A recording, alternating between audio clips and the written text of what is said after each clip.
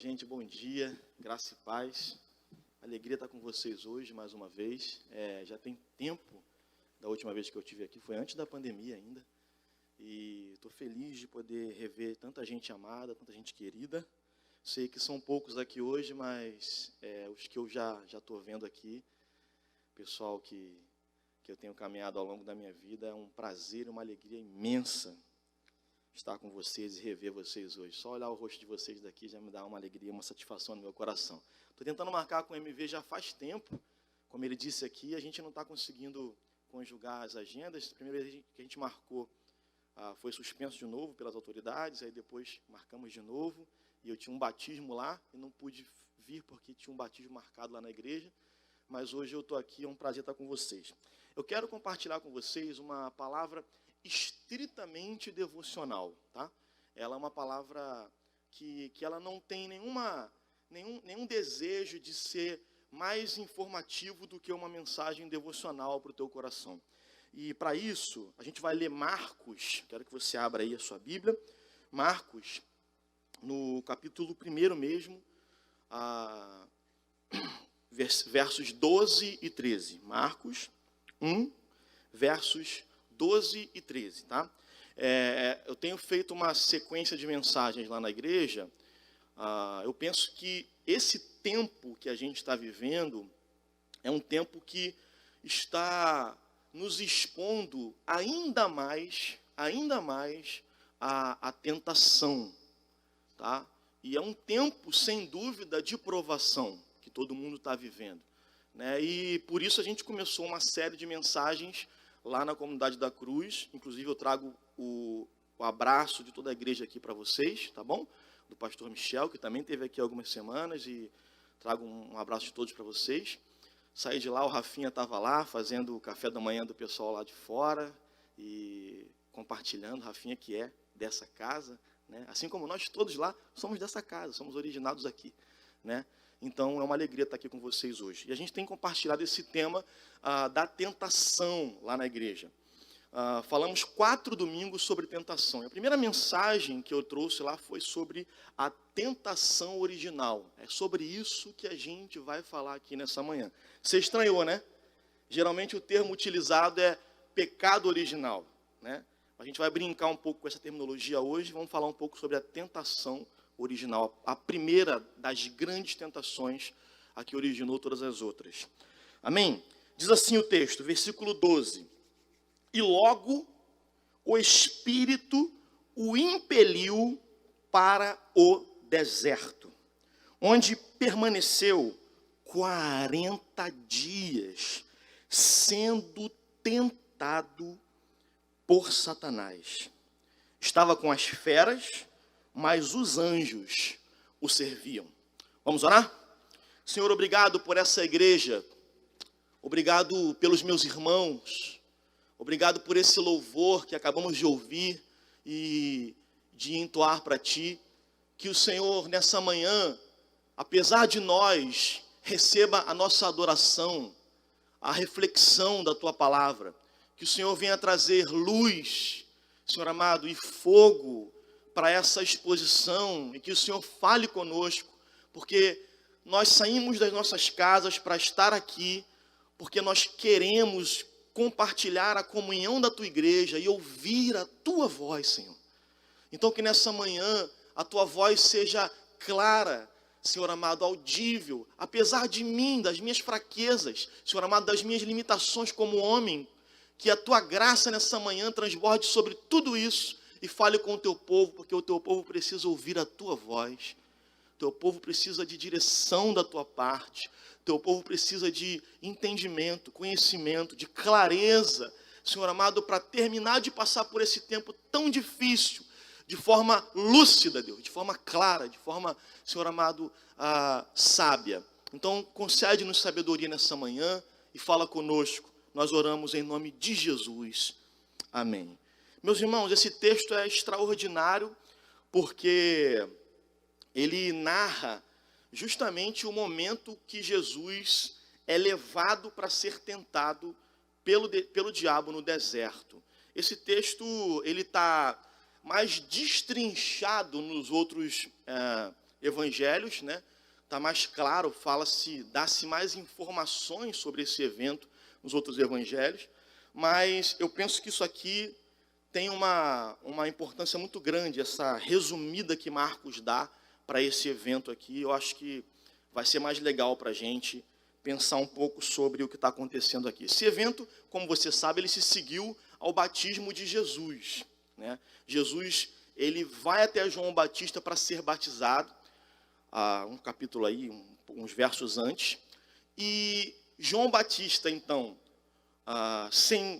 sem jeito, porque entendia que precisava, na verdade, ele ser batizado por Jesus, porque Jesus era maior do que ele, mas para que se cumprisse a lei, ele batiza Jesus, e vocês conhecem o texto.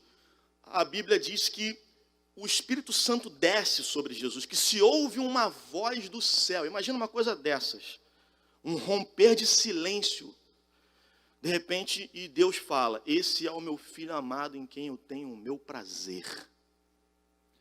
E nesse momento, o Espírito Santo desce numa forma corpórea como de pomba.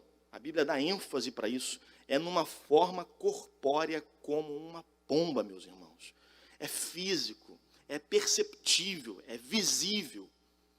Sabe? Pense em você estar lá nesse momento e de repente aparece uma pomba e desce sobre Jesus e o enche do Espírito Santo. Então, esse evento extraordinário acontece e em seguida, meus irmãos, em seguida dele, como o próprio texto diz, a ênfase na palavra logo. Ou seja, acaba esse momento do batismo, ele já é levado por Deus, pelo Espírito, para o deserto, para ser tentado por Satanás. Então, exatamente um paralelo do que acontece no Antigo Testamento, quando o povo está passando pelo mar, não é verdade? Lá em Coríntios, Paulo, quando fala sobre a travessia do povo pelo mar, ali, quando o povo sai do Egito, Paulo fala que ali houve um batismo, que aquele povo, quando passou no mar, ele foi coletivamente batizado por Deus. E depois do batismo daquele povo, o que o esperava, meus irmãos? O deserto. Depois daquele tempo, 40 anos de peregrinação no deserto os aguardava. Exatamente o que acontece com Jesus aqui de maneira simbólica. Ele é batizado num instante e logo em seguida ele é levado pelo Espírito Santo para o deserto para ser tentado. Então, primeira coisa que você precisa e eu precisamos e nós precisamos como cristãos compreender nessa manhã é algo muito simples, meus irmãos. A gente confunde, é como se a vida cristã fosse a porta de entrada, ou a conversão, o batismo, fossem a porta de entrada para o céu na terra. Mas a verdade, meus irmãos, é que o batismo, a conversão, é a porta de entrada para o deserto, né? Depois do batismo, segue-se o juízo? Não, depois da morte segue-se o juízo. Depois do batismo, segue a peregrinação. Peregrinação. Então, primeira coisa que eu acho que a gente precisa atentar nessa manhã. O nosso coração precisa se acostumar com o fato de que estar em Deus, em Cristo Jesus, ter sido lavado pelo sangue de Jesus, ter nascido de novo, não significa entrar numa bolha de segurança nessa terra, numa bolha especial, numa blindagem que ninguém pode tocar aqui nessa terra. Não, meus irmãos. Significa que Cristo sacrificou a própria vida dele para garantir a vida eterna para cada um de nós. No entanto, o tempo de vida que tivermos será um tempo de peregrinação numa terra árida e difícil. A vida, meus irmãos, ela não é nem um ensaio, ela está acontecendo agora, você não vai ter como repetir de novo. E ela não é brincadeira, ela é a provação, ela é a exposição a tudo o que pode te desviar da vontade de Deus para a tua vida. O que o deserto é, pastor Del? O deserto é essa hiperexposição. É um lugar onde você está completamente exposto a tudo que pode te afastar de Deus, as privações que podem te afastar de Deus. Essa é a vida, meus irmãos. Essa é a vida. Então, uma vez um irmão lá na igreja se converteu, e aí ele me pediu para batizá-lo. A gente fez a aula de batismo, passamos um período todo, depois batizei. E aí ele falou, poxa, pastor, agora eu estou feliz que eu entrei na nova vida cristã, né? E aí passou algumas semanas, meses, anos.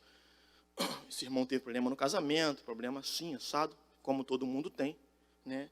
E ele estranhou, porque o fato de ter começado a vida cristã com a ilusão de que a vida cristã seria um mar de rosas, uma blindagem completa de tudo aquilo que poderia acontecer na vida de um ser humano comum. No entanto, não é assim que acontece, meus irmãos. Depois do batismo, vem o deserto. Depois do mar, 40 anos. A vida cristã não será o céu. Será um tempo de peregrinação. Primeira coisa que você precisa entender nessa manhã. Depois, essa palavrinha aqui, né, que o Espírito Santo leva Jesus para o deserto, a palavra utilizada aqui é impelir, né? Mateus dá uma aliviada nisso, tá? E Lucas também, uma aliviadinha, falando, um fala, ele guiou Jesus até o deserto, e o outro fala, levou, não me lembro agora exatamente a palavra, a tradução em português. Mas a palavra aqui, original, ela fala sobre impelir. Ele foi impelido para o deserto. Ou seja, olha aqui para mim. Essa palavra é utilizada por Marcos, por exemplo, quando Jesus expulsa o demônio de alguém. Verdade? É a mesma palavra utilizada para dizer que Jesus obrigou o demônio a sair daquela pessoa. Ele impeliu o demônio para fora. Ele expulsou o demônio para fora. Literalmente, essa palavra significa expulsar. Colocar para fora, levar à força. Né? Jesus não queria, Jesus estava resistindo. Jesus resistiria ao Espírito Santo. Não é isso. A ênfase aqui que eu quero destacar para você nessa manhã. Isso é um propósito de Deus para a sua vida. Você não tem como fugir desse tempo de peregrinação, desse tempo de privação. Você não tem como fugir dessa experiência que Deus quer levar você a viver. Então, não está nas minhas mãos e nem nas suas mãos escolher que tipo de provações nós estaremos expostos. A que tipo de tentações nós estaremos expostos. É verdade que por vezes a gente busca coisa, né? Mas quase que 100% das vezes nós somos impelidos a situações nas quais nós não temos como impedir, não temos ingerência alguma sobre elas. E a terceira coisa é o porquê. Jesus, ele vai passar por esse tipo de tentação no deserto por um propósito específico que você conhece, eu conheço também. Qual o propósito específico? Jesus precisava passar por tudo que o primeiro Adão passou sem cair no pecado que o primeiro Adão caiu, para que ele pudesse depois na cruz limpar-nos dos nossos pecados. Amém? Então, o que acontece ali? Jesus, ele é o cabeça de uma nova raça.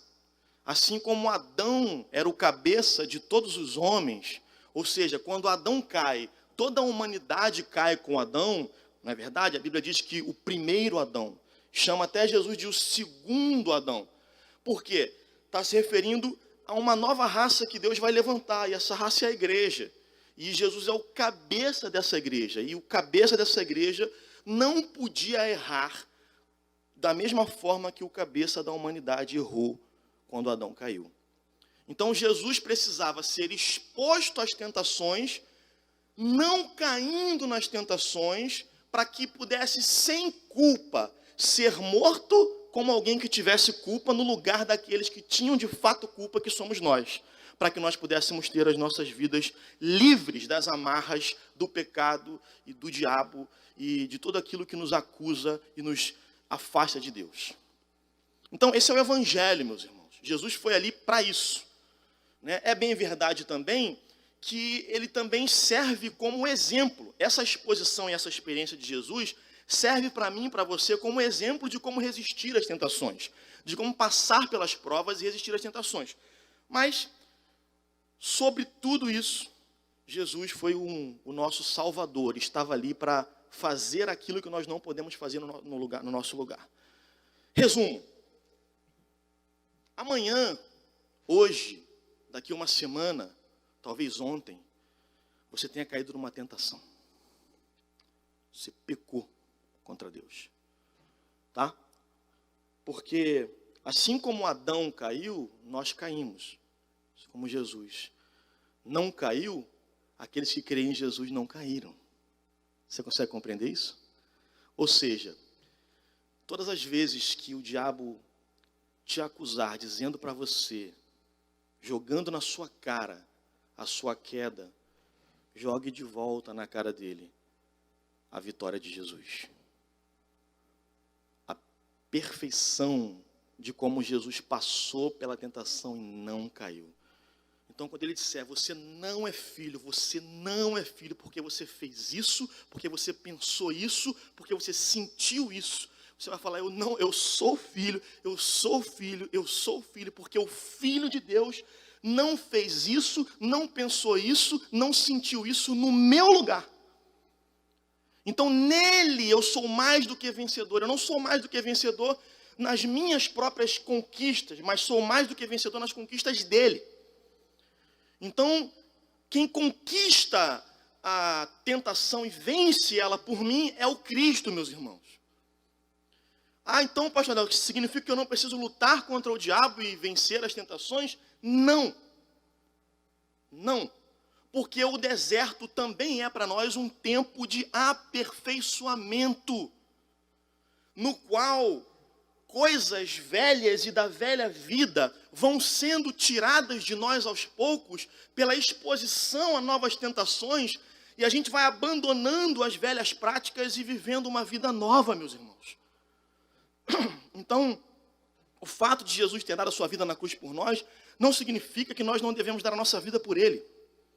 Pelo contrário, significa que toda a nossa vida só vale a pena ser vivida se for vivida numa integral doação dela para ele. Então, hoje, eu te convido a olhar para Cristo sendo tentado como Salvador e como exemplo. Para que você siga o exemplo e para que você se apegue, quando você não conseguir seguir o exemplo, ao que ele já fez por você. E ninguém pode tirar isso de você. Amém?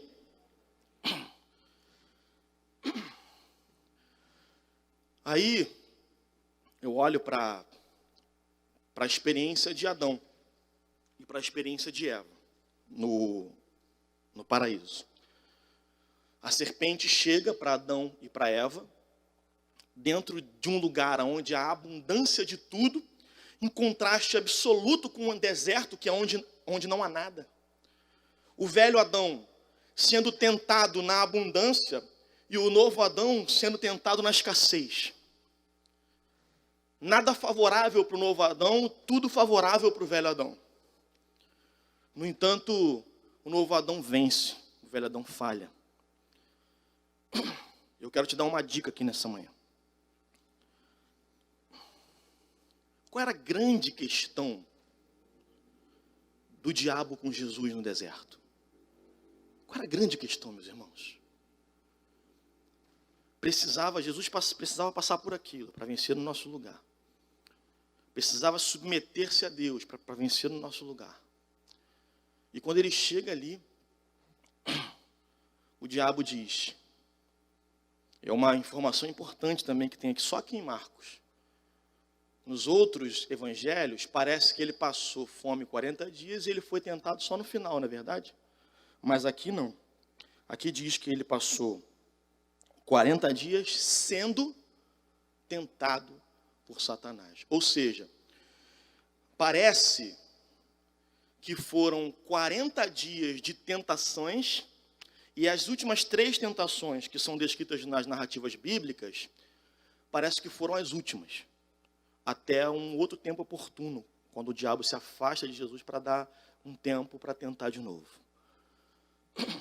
Então, o que acontece ali nessas 3 grandes últimas tentações? Jesus sente fome e o diabo se apresenta como quem? O Salvador. Então, olha aqui para mim. O diabo sempre vai tentar dizer para você que ele quer te salvar de algo que você não está conseguindo vencer. Uma frustração, uma falta, uma fome, uma sede, um medo, uma escassez, uma tristeza, qualquer coisa. Ele quer te arrancar dali, ele quer tirar aquilo de você. Ele diz para você, eu vou fazer cessar essa dor. Eu vou fazer cessar essa fome.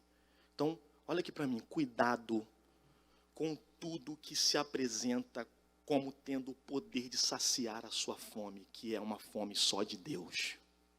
Cuidado, meu irmão, minha irmã, com tudo que se apresenta a você como algo que pode resolver o problema. Se é a solução da sua vida. Entenda que tudo que toca a tua vida com solução vem da fonte suprema de toda a solução, que é o Pai. E que se você não compreender assim, você sempre vai cair num processo de idolatria. Vai se retroalimentar na idolatria. Então, cuidado com isso. Então, a primeira coisa que ele faz, se apresenta como Salvador. O diabo, eu estou falando para você nessa manhã aqui, membro da IP Barra, vai se apresentar para você como o teu Salvador. Ele tem essa cara de pau de dizer para você que ele está ali para te ajudar. Você é o Filho de Deus, cara. Transforma essas pedras em pão e mata a fome. É simples. Eu te dou um caminho para você resolver isso. Certo? Jesus estava sendo tentado naquela tentação mais visceral, que é o quê? A necessidade fisiológica, que é o sentido. Né? São 3 as grandes tentações do ser humano, não é verdade? Abre aí comigo. Deixa eu ver se eu acho aqui.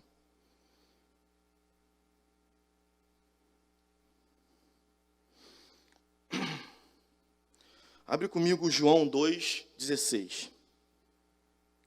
As 3 grandes tentações. João 2, 1 de João, tá? 1 de João 2,16.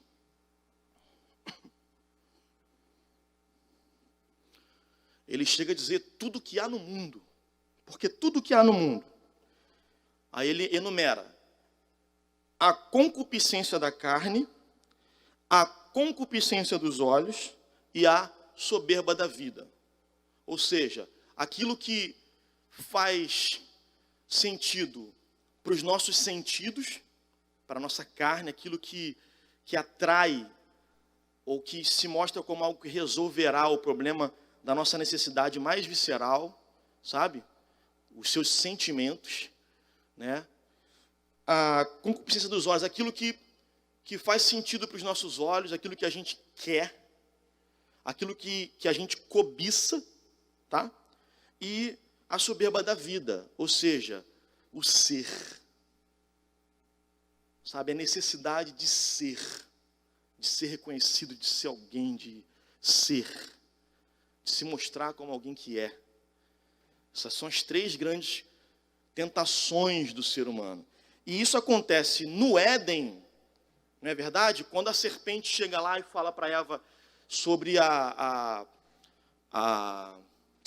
árvore, Eva deseja, cobiça com os olhos, né? Ela entende que aquilo pode saciar a sede dela de aquilo que ela não tem, de alimento, de se alimentar do conhecimento do bem e do mal. E depois ela cede à tentação porque ela percebe que aquela árvore ela é aprazível aos olhos. Vem a cobiça no coração dela. Então, meus irmãos, se você parar para estudar com calma depois sobre isso, pegar um comentário de Calvino, por exemplo, você vai ver o quanta riqueza tem nesse aspecto. Mas, para nós hoje, basta olhar para as tentações de Jesus e compreender. O Satanás estava falando para os sentimentos dele, depois ele fala, olha os reinos, olha tudo que existe.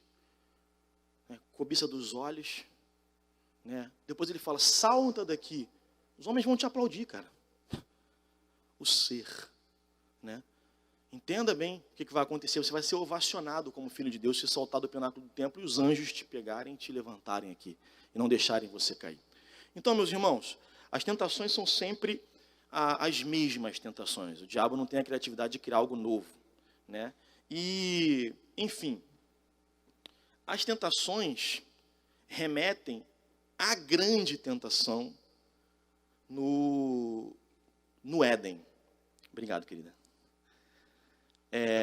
E essa grande tentação que está por trás disso tudo, meus irmãos, é algo, olha aqui para mim, que vai fazer você e eu patinarmos no deserto por anos, sem conseguirmos ir para uma outra etapa de deserto, porque o deserto era um deserto, mas Canaã também era um deserto, meus irmãos. Assim como que eles vivem lá hoje, é um deserto. Assim como que a igreja vive hoje aqui, é um deserto. Tempo no mundo é tempo de peregrinação, entenda isso. Entenda isso. E aí, só que você tem etapas, às vezes você está passando por uma coisa durante 30 anos e você ainda não conseguiu compreender a lição que você precisa compreender nela para você passar para a próxima etapa na tua vida. Para que Deus possa te levar a um outro lugar, um outro caminho, um outro olhar. E eu vou te dar uma dica hoje especialíssima para você conseguir passar por isso. A grande tentação que eu tenho chamado e brincado com a igreja lá, de tentação original, que é a tentação, meus irmãos, que o diabo faz a Eva, quando ele fala assim, você vai ser igual a Deus. Se você comer, você vai conhecer o bem e o mal. Contrariando a palavra de Deus, que disse a ela que se ela comesse, ela morreria, ele diz, você será igual a Deus, conhecedora do bem e do mal. Qual é a grande tentação por trás disso aí, meus irmãos? Autonomia. Independência absoluta. Vou explicar melhor. Não submeter-se a Deus. Estar por si só. Viver as minhas próprias escolhas, do meu próprio jeito, no meu próprio tempo, da minha própria maneira. Meus amados irmãos, isso é uma palavra preciosa para a tua vida. Lute contra a autonomia que o teu coração tanto deseja ter de Deus. Lute contra esse senso de independência que você tem, que na verdade te afasta da direção do Salvador da tua vida para você. Sabe? É muito difícil às vezes submeter-se a Deus.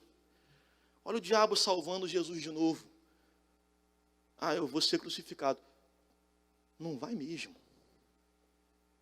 Pedro fala. O que Jesus fala? Arreda Satanás. Ou seja, o propósito de Deus para Jesus era a cruz, meus irmãos. E o que o diabo se apresenta? Como alguém que vai salvar ele de lá. Então entenda, compreenda isso. Por vezes, submeter-se a Deus é pegar o caminho mais difícil. É optar pelo caminho mais pedregoso, mais difícil, mais justo. No entanto, não permita que o inimigo da sua alma sopre no seu ouvido a mentira de que o caminho dele é melhor para você. De que você tem a opção de ter um caminho que não é esse que Deus está propondo para você. E que se você for por esse outro caminho, você vai ser feliz, você vai ser completo, você vai ser pleno, você vai encontrar o lugar que você está buscando. Meus amados irmãos, só há vida eterna em submeter-se a Deus.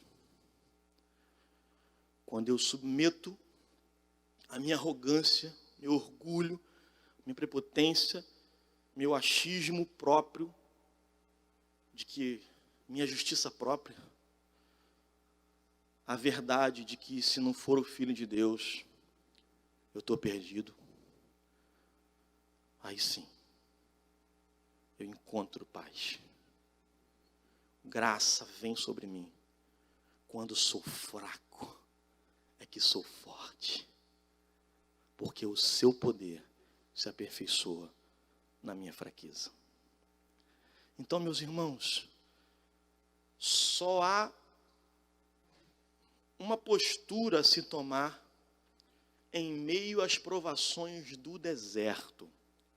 E essa postura é abrir mão do controle, abrir mão da autonomia, abrir mão de uma postura de independência, parar de bater cabeça achando que você pode resolver o que você não pode resolver.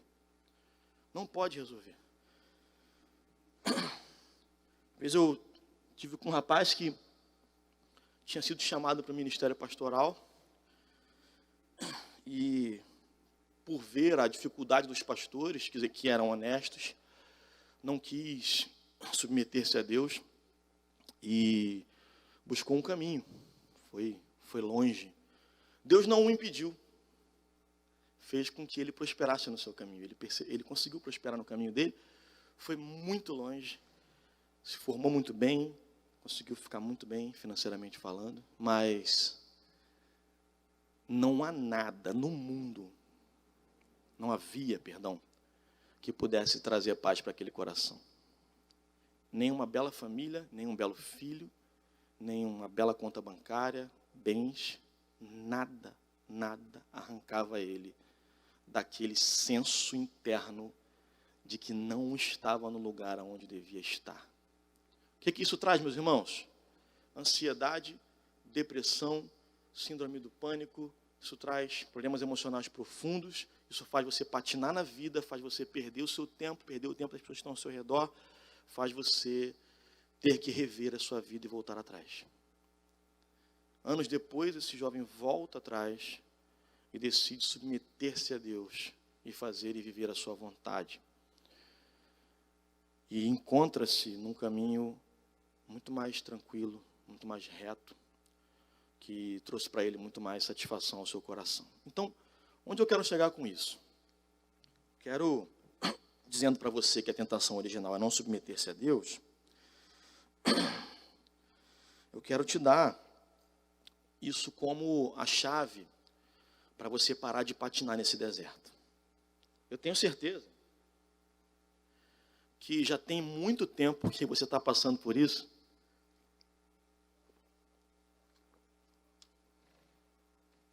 E que você não vê a hora de encontrar uma direção de Deus para sair disso. Só tem uma direção, amigo. Uma só. Se curve. Se curve a Ele. Olha aqui para mim. Ninguém pode resistir à vontade do soberano. Ninguém. Não há homem na terra, mulher na terra, que possa resistir à vontade daquele que criou todas as coisas. Ninguém, meus irmãos. Então, o único caminho é o da submissão. O homem tem dificuldade com isso, não é verdade?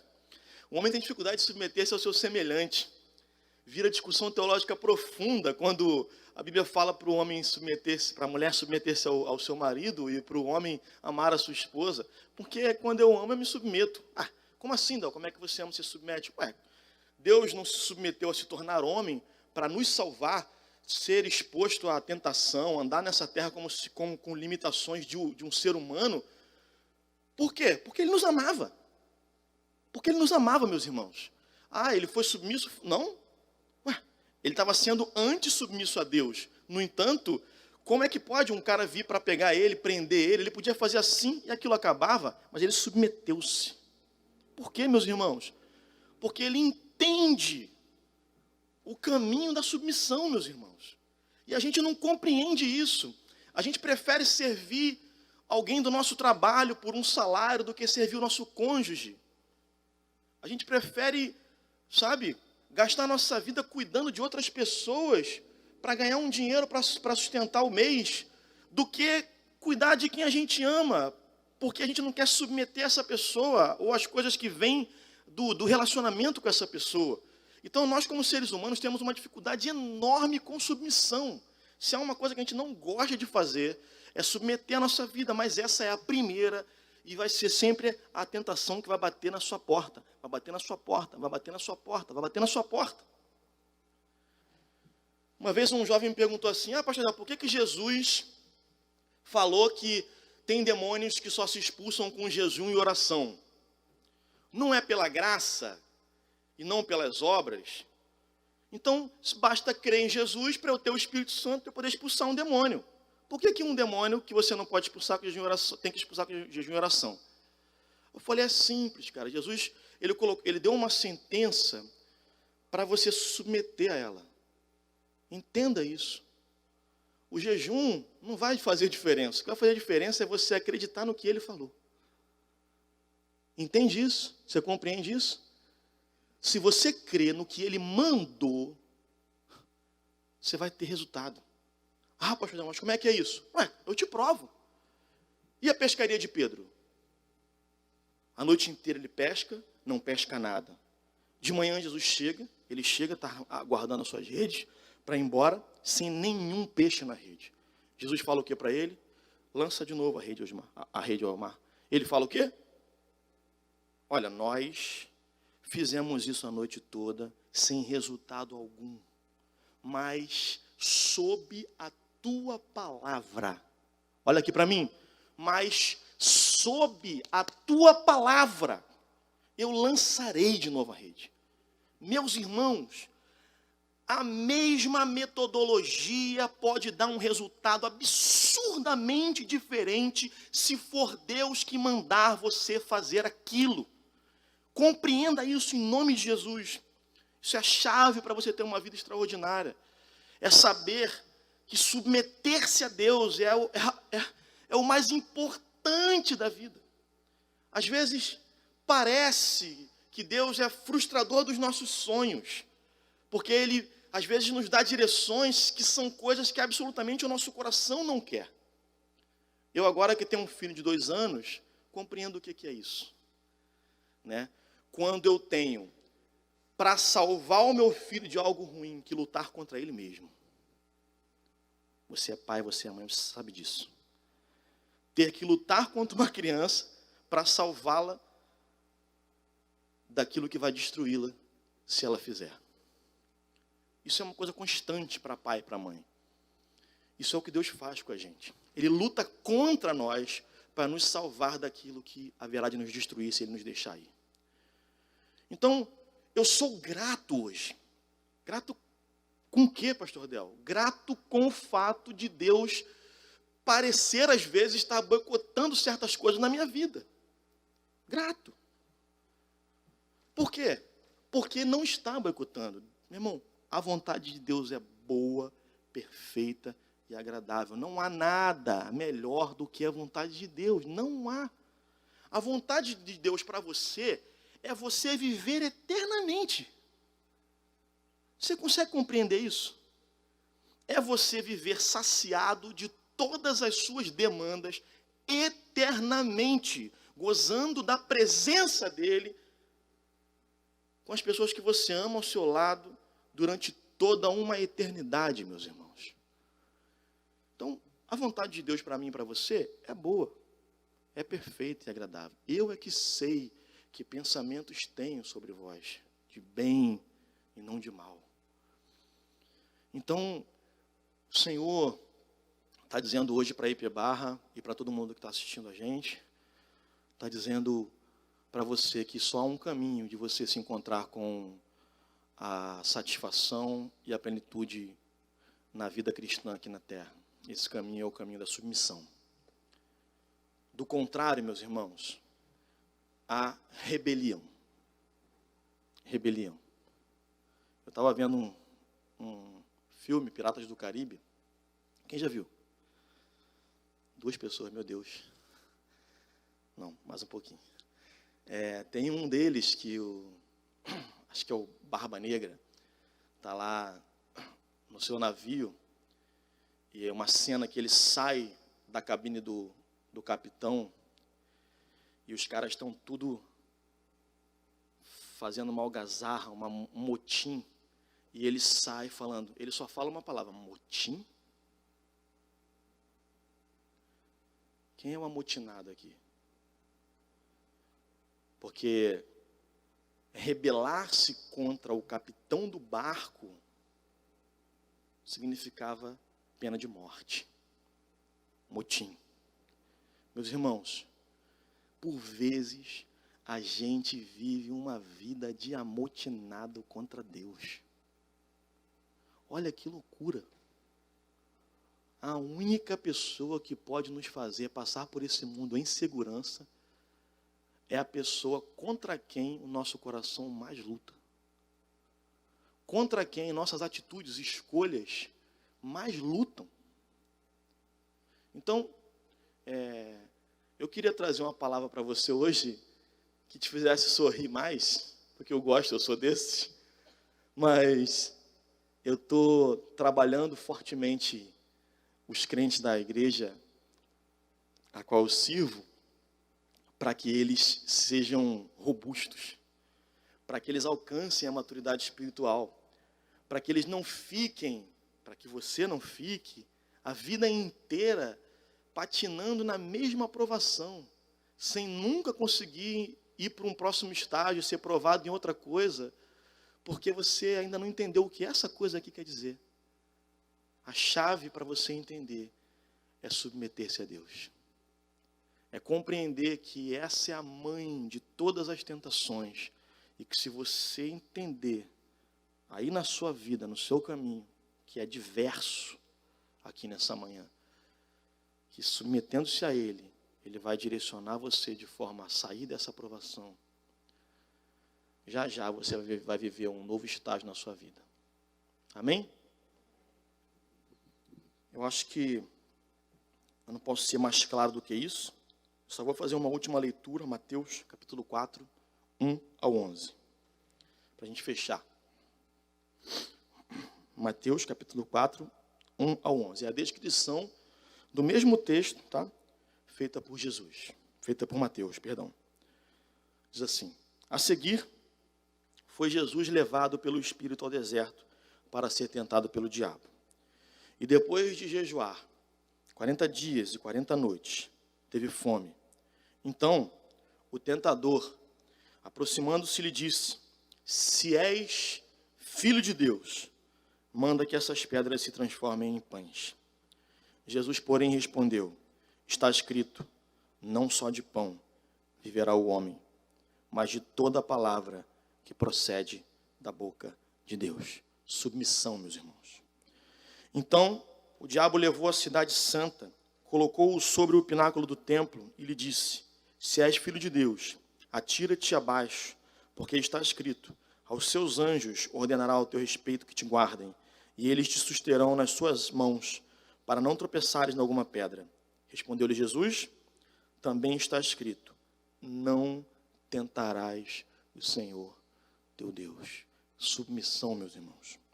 Levou ainda o diabo a um monte muito alto, mostrou-lhe todos os reinos do mundo e a glória deles, e lhe disse: tudo isto te darei, se prostrado me adorares.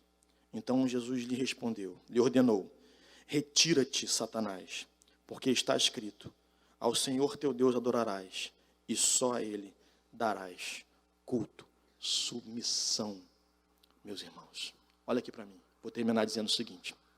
As pessoas nas igrejas, elas estão perdendo muito tempo entendendo batalha espiritual como sendo batalha para você lutar contra o demônio X ou Y, do território X ou Y, tirar daqui, botar dali e tal, que está prendendo a sua empresa, está prendendo seu carro, está prendendo seu filho. Isso aqui é batalha espiritual. Batalha espiritual é uma batalha interna que você tem. Amém? De lutar contra a sua insubmissão diante da tentação do diabo, você continuar se submetendo à vontade de Deus. Isso é batalha espiritual, meus irmãos. Se você vencer essa batalha todos os dias, você será um homem, uma mulher bem-aventurado. Vamos orar? Senhor, a tua palavra diante de nós hoje, uma palavra que tem o poder de transformar a nossa vida. Eu te peço, por cada um dos meus queridos irmãos aqui presentes, e também para os que nos assistem, Senhor amado, pela internet, que a tua graça os renove, os abençoe.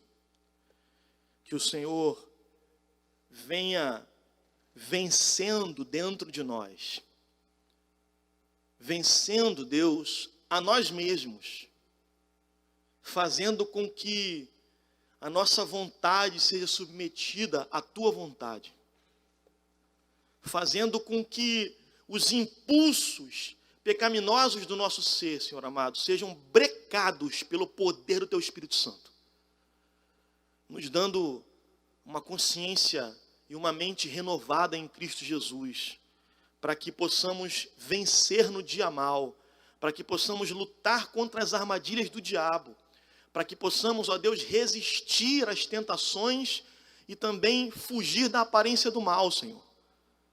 Que a tua graça nos conduza, que o teu Espírito nos conduza, para que a gente passe pelos desertos da vida, Senhor amado, e saia de todos eles vitoriosos em Cristo Jesus. Nos abençoa, Deus. Em nome de Jesus nós oramos. Amém.